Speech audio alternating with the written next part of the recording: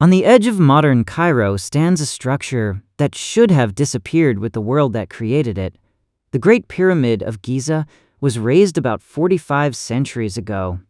It originally climbed 146.5 meters, 481 feet above the plateau, and each side of its base stretched roughly 230 meters, or 755 feet.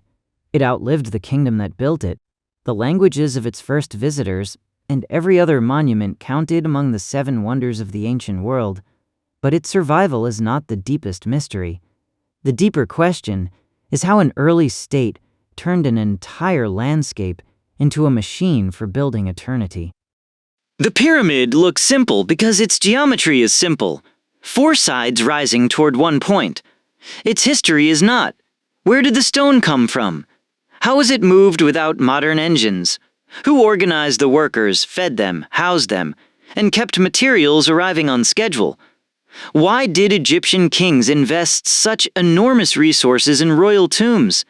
And why, after 2 centuries of excavation and measurement, can archaeologists explain so much about the project while still debating the final path by which blocks reach the upper courses?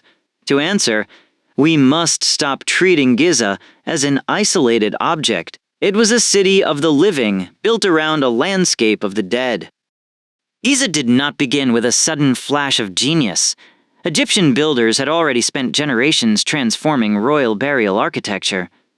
At Saqqara, the step pyramid of Djoser had demonstrated that stone could be organized on a monumental scale.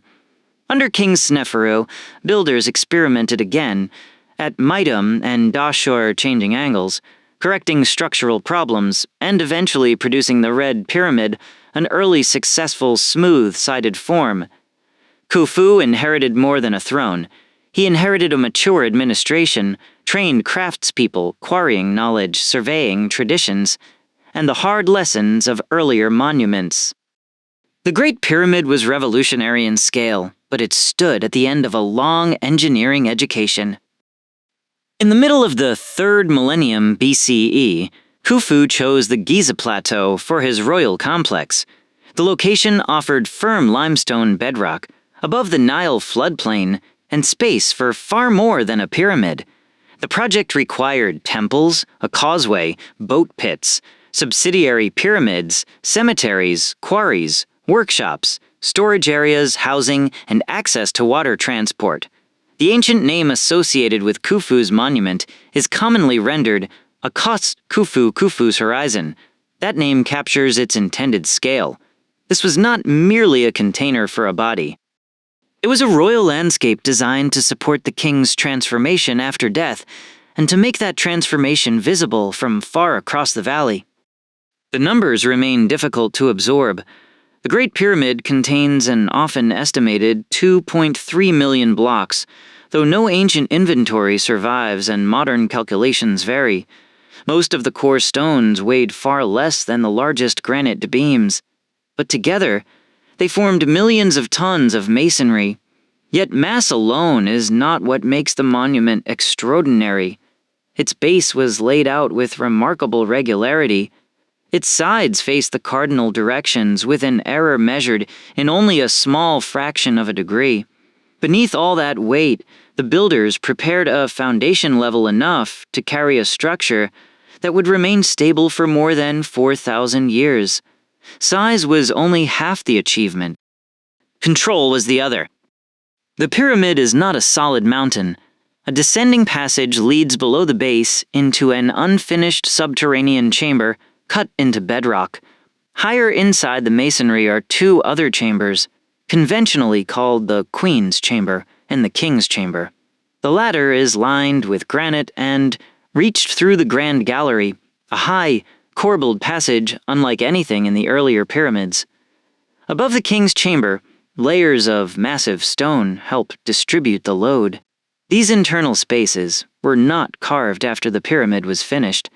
They had to be planned while courses of masonry rose around them. The builders were managing not only weight, but empty space within weight.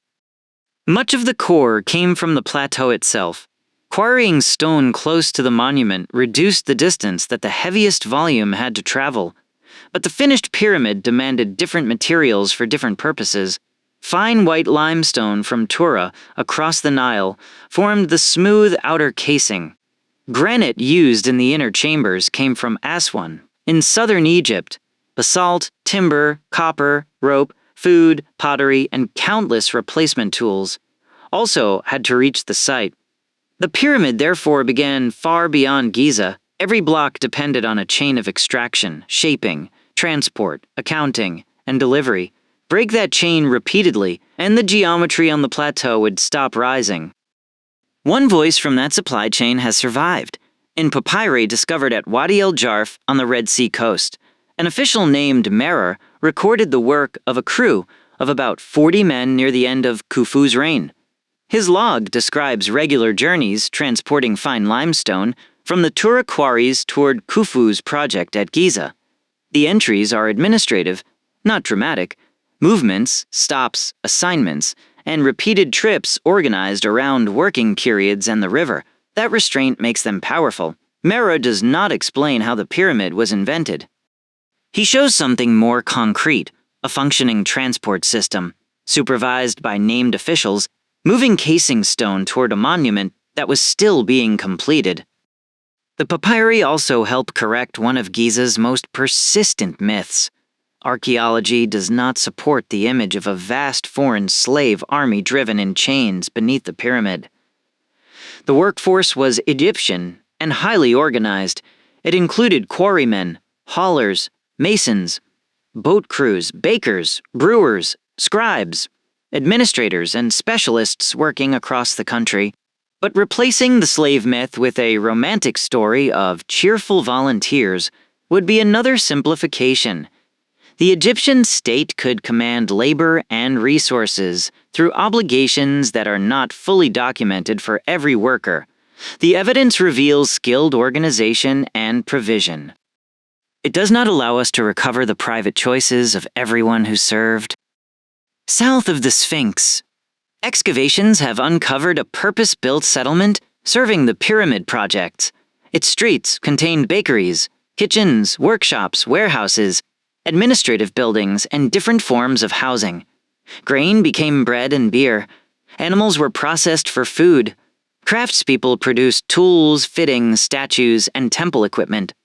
The best exposed phases belong mainly to the reigns of Khafre and Menkaure, while the exact location and form of Khufu's principal settlement remain subjects of research.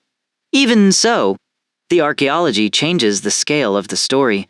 Giza was not a lonely construction site in empty desert. It was an organized industrial community connected to farms, quarries, ports, and officials across Egypt. That system was impressive, but it was not neutral. A pyramid of this scale expressed the ability of kingship to concentrate food, labor, land, knowledge, and time around one royal purpose. For officials, service at Giza could bring status and proximity to power. For skilled workers, it created communities and demanding professions. For the broader population, it represented obligations carried by households and regions whose individual experiences are mostly lost. The monument, therefore, cannot be reduced to either oppression or unity. It was both a religious project and a political statement. Proof that the state could coordinate people who would never see the entire plan, yet whose work became part of it. Transporting stone to the plateau is not the same as raising it. Here the evidence becomes less complete. Archaeologists have found ramps at Egyptian construction sites, and sledges, ropes, levers, and coordinated hauling all fit the known technology of the period. What has not survived is a complete ramp system for the Great Pyramid. A single long ramp would have required enormous material. A ramp turning around the exterior could obstruct measurement and corners. Internal, zigzag, and combined ramp models each solve some problems and create others.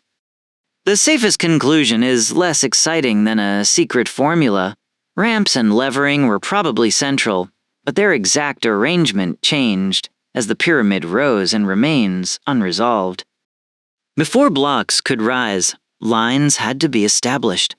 The builders found the cardinal directions with extraordinary accuracy, using observations available to them, most likely combinations of celestial sighting, measured lines, leveling, and repeated checking.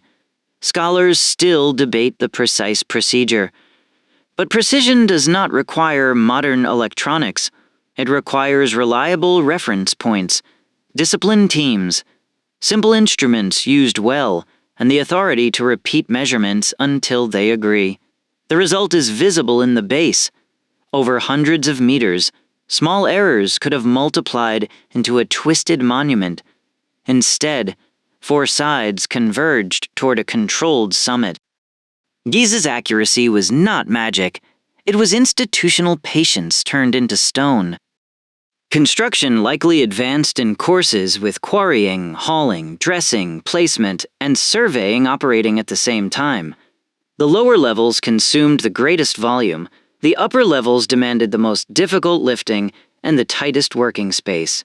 Internal chambers introduced another sequence of risks. Granite beams had to be positioned before masonry enclosed them. Passages had to remain open. Loads had to be redirected around rooms that could not be allowed to collapse. Finally, the pyramid received its casing of pale Tura limestone, fitted into a smooth external surface. Most of that shell is gone today. What remains exposed is largely the rougher core that the finished monument was never meant to display. Why invest so much in a tomb? Ancient Egyptian kingship joined political authority to a sacred order. Death did not simply end the king's role. Royal funerary belief sought to transform and sustain him beyond it. The pyramid complex created places for burial, ritual, offerings, and continuing cult. The body mattered, but so did the ceremonies and institutions surrounding it. Khufu's original burial goods and remains have not survived in the monument, and the chambers were entered long before modern archaeology. Yet the pyramid's location, associated temples, royal name, sarcophagus, and place within the development of Egyptian royal tombs identify its funerary purpose. The mystery is not whether it was a tomb, but how many meanings that tomb carried. The complete monument extended well beyond the pyramid's edges. A funerary temple stood beside the eastern face. A causeway connected the upper complex toward a valley temple near the ancient waterfront. Smaller pyramids served royal women and symbolic purposes. Mastaba tombs formed ordered cemeteries for relatives and officials. Boat pits held dismantled vessels associated with a royal ritual and the journey of the dead. Priests maintained offerings after construction ended. Seen this way, the Great Pyramid was the center of a working sacred institution. The stone mass drew the eye, but the surrounding buildings gave it ritual life. Giza was designed not as one object, but as a connected sequence of movement, access, and memory. Khufu's successors transformed the plateau into a dynastic landscape. Khufu built the second Great Pyramid, set on higher ground so that it can appear taller from some viewpoints. Though it is smaller than Khufu's, his complex is closely associated with the Great Sphinx. Generally dated to his reign, a colossal royal image cut largely from the bedrock. Menkaura's pyramid is smaller again, but its temples and sculpture show that size alone did not determine artistic ambition. Together, the 3 royal complexes created the skyline recognized today, yet around them lie thousands of other burials. The famous silhouettes belong to kings, but the necropolis preserves a much wider society of officials, families, priests, and workers. The builders eventually left. Royal cults continued, weakened, revived, and changed. New dynasties chose other burial grounds. Egypt itself passed through periods of unity, fragmentation, foreign rule, and cultural transformation. Giza remained visible through all of them. Ancient visitors left records and graffiti. Later communities quarried accessible stone from old monuments for new construction. The smooth casing that once reflected the monument's finished geometry was stripped away almost entirely, while erosion and structural damage left other marks. Survival did not mean preservation in an untouched state. The pyramid endured by losing parts of itself. What we call timeless is in fact a structure marked by continuous history. The other wonders celebrated by Greek and Roman writers vanished or survive only in fragments and foundations. The Great Pyramid remained. Its mass helped, but mass is not invulnerability. Its location on stable bedrock, the care of its core construction, and generations of repair and protection also mattered. It became a landmark for travelers, scholars, rulers, surveyors, and local communities long before archaeology became a modern discipline. Each age projected new meanings onto it: biblical chronology, mathematical prophecy, imperial ambition, national heritage, tourism, and pseudoscience. The pyramid did not create those stories. Its silence invited them. And when evidence was difficult, confident invention often rushed in to fill the empty space. Modern archaeology changed the question from what secret power built this to what evidence did the builders leave. Surveyors measured the base. Excavators mapped cemeteries and temples. Geological study identified quarries, pottery, seals, animal bones, tools, and architecture, revealed supply systems and daily work. The discovery of the builders' settlement shifted attention from the king to the community. The Wadi el-Jarf papyri added a named official and a schedule of transport. None of these finds produces one spectacular answer. Together, they produce something stronger: converging evidence. The Great Pyramid becomes less supernatural and more human, but the human achievement grows larger because it can be traced to organization rather than fantasy. The newest tools ask questions without cutting into the monument. Laser scanning record surfaces in 3 dimensions. Ground-based geophysics tests hidden structures. Muon imaging uses naturally occurring particles from cosmic rays. Stone absorbs some of them, while open spaces allow more to pass. Detectors can therefore reveal differences in density deep inside the pyramid. This approach respects a central problem of conservation. The Great Pyramid is not a laboratory sample that can be drilled wherever curiosity demands. Research must balance discovery against irreversible damage. The same restraint that limits certainty also protects the evidence for future methods that the present generation may not yet possess. In 2017, 3 independent muon detection systems revealed a previously unknown large void above the Grand Gallery. It extends for at least 30 meters, about 98 feet, and has a cross-section comparable in scale to the gallery below. The discovery was real. Its interpretation remains open. It could relate to construction, load management, or a space with another function, but current evidence does not justify choosing among those possibilities. That distinction matters. A void is not automatically a secret chamber, and a chamber is not automatically a treasure room. The finding expanded the map of the pyramid's interior, while demonstrating how easily a measured fact can be transformed into a story the evidence has not yet told. A second discovery appeared behind the great chevron blocks on the north face. Muon observations characterized a corridor roughly 9 meters, or 30 feet long. In 2023, researchers reported its shape and position with far greater precision, and later non-destructive studies added confirmation through other techniques.